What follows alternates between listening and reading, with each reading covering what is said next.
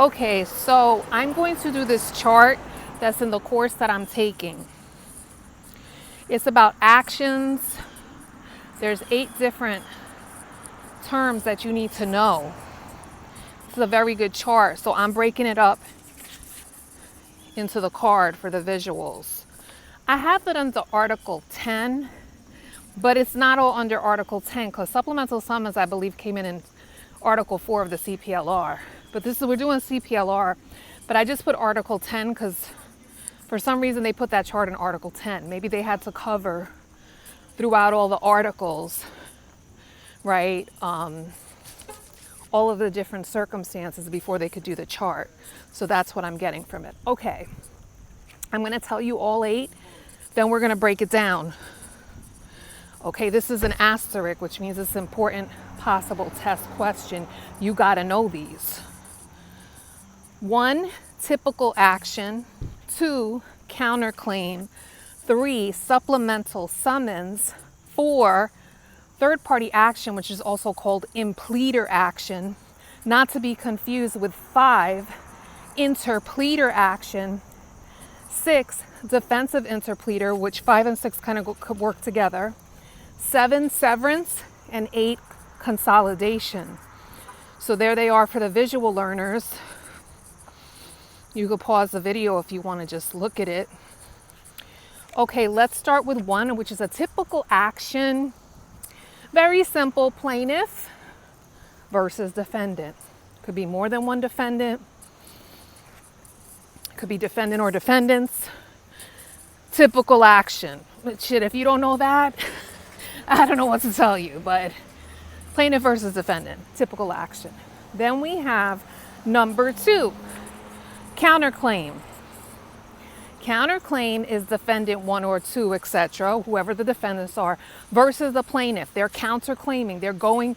Plaintiff started this case and they're going to do a counterclaim against the plaintiff that's suing them. Counterclaim.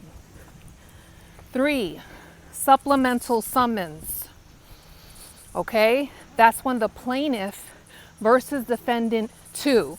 So plaintiff is already suing defendant 1 and he wants to bring defendant 2 in, so he files a supplemental summons to bring in another defendant. That's why it's plaintiff versus defendant 2. Okay, then we have third-party action, impleader action. I'm gonna make this easy for you to understand it. Think of plaintiff as the first party versus defendant as the second party. Defendant wants to bring a third party in. So that third party is going to be the third party, right? So it'll be original defendant bringing in a third party. So that original defendant is now going to be third party plaintiff versus the defendant he's bringing in, third party defendant. Okay, cute little squirrel. Okay, then we got, 5 and 6 are going to work together. 5 is interpleader action, 6 is defensive interpleader. Think of the defensive interpleader as solidifying the entrance of the interpleaders, okay? So, I'm going to tell you a story because that's the best way to do it. Those of you that are my age, you know a show called Three's Company. And if you're younger, you may watch it. It's a very nice show, very cute and very funny. You can look it up on BTV. There's 3 main characters and a side character. You got Jack Tripper, you got Janet, and you got, oh my God, Chrissy, right? The 3 of them live together. Right? Jack owns a car and he decides he's going to move out, but he's going to leave the car to Chrissy and Janet. Whether or not he signed over the title, I don't know. But seems he didn't, because now Chrissy and Janet got into some accident with the plaintiff that's bringing the case. The plaintiff isn't going to sue Chrissy and Janet because the title, maybe it's in the process of being transferred or isn't transferred, is still under Jack's name, even though Jack left Chrissy and Janet the car. So the plaintiff is suing Jack. Jack is the stakeholder because he holds the possession of the car, even though Chrissy and Janet got in the accident and they own it now, but it's still under Jack's name. So he's the stakeholder. He has the stake in the car. Okay, and that's why the plaintiff is suing him. All right, so just gonna check something. In these cases, these interpleader cases, they talk claimant. So the plaintiff is claimant 1. He's suing Jack, which is claimant 2. And then Chrissy and Janet are claimants 3, right? So maybe 3 and 4, I don't know. Okay, whatever. They're the third claimant. So basically, that's what's going down. Right now, what the hell is a defensive interpleader? Number 4 are the ropers. Remember the ropers? They were the landlords in the building. So they know everything that's going on because they're nosy as hell. You know, they were always in their business. So they're going to solidify the case and what happened. So that's what that defensive interpleader is. He's coming in like backing up Chrissy and Janet because he knows the whole story. So that defensive interpleader,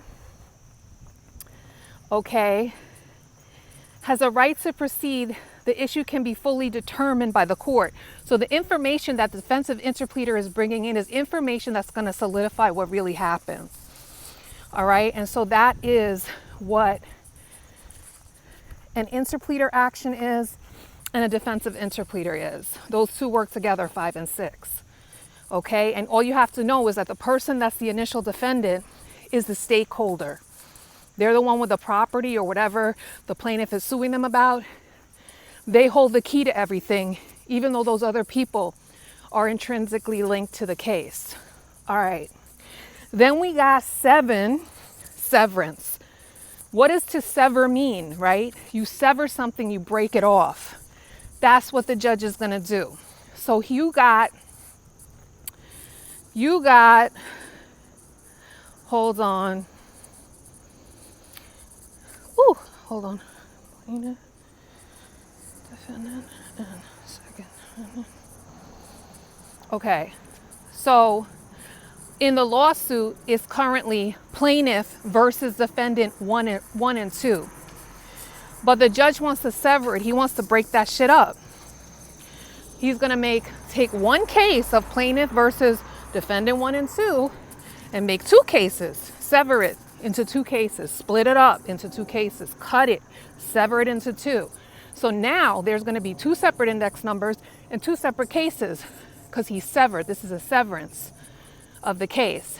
So it's going to be plaintiff versus defendant 1 is 1 case, new index number. I don't know if it's a new index number, but index number. And then second case is going to be plaintiff versus defendant 2. So that's severance. Last one is consolidation, and that's the reverse. You have 2 cases, plaintiff versus defendant 1. Second case, plaintiff versus defendant 2. Now you're going to consolidate it. So now it's going to go back to the way it was. Plaintiff versus defendant 1 and 2. And those are all the actions. That's the chart that you got to know. There's the list, 8 of them. Get them right or else you'll be severed from the 22 position. But don't think like that. I'm being dramatic. Right there, it's all there for you visual learners. Thank you.